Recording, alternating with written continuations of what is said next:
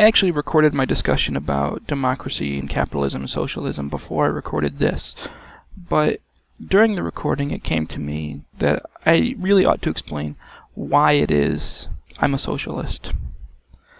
I've come to realize that the notion that we all live as individuals in our households and that what we do doesn't affect or doesn't concern what happens to other humans around the world is an antiquated and outdated notion. There was a time when we were just groups of humans living in tribes, and what we did in our tribe had little effect on humans living thousands of miles away. But we don't live in that world anymore. We live in a world where we trade heavily with other people from around the world. We engage in epic acts of industrialism, where the byproducts of industry in one country simply float through the air and affect those in other places. We don't live isolated lives anymore. We live very dependent lives. I'm dependent on someone to take away my garbage and provide me with clean water. I'm dependent on someone to provide me with medicine and health care. I'm dependent on someone to generate electricity for me and grow my food. I am not a singular human being. I don't exist in a vacuum. And this is true for everybody.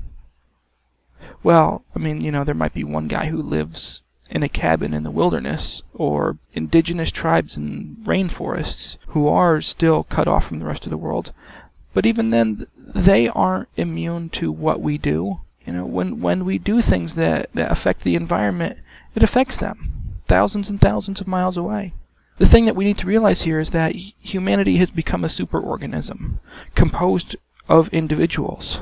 So our brains are still wired from millions of years of evolution to consider ourselves as individuals that have to look out for our own individual best interest at our own moments. We're not built to think about ourselves as being part of a collective like an ant or a bee, but we are. It's our collective activities that have made it possible for us to sustain the lives of more than 6 billion people. You put that into perspective, it's kind of like my personal well-being is directly connected to the well-being of the people that supply me with goods and services. The happier and healthier and more productive they are, the better a life I live. The happier and healthier I am, the better a life you live. We're not separate, we're together. We are joined at the hip. We are connected to each other as part of a planet. We think of ourselves as independent things, and we think we have this ability to leave if things get bad, but where are we going to go? Even the astronauts on the space station are still utterly dependent on Earth, and they will come back to Earth.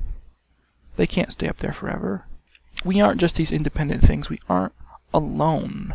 Our success or our failure ultimately depends on how well we are able to live together. I want to live in a world where the rules are configured so that many people benefit.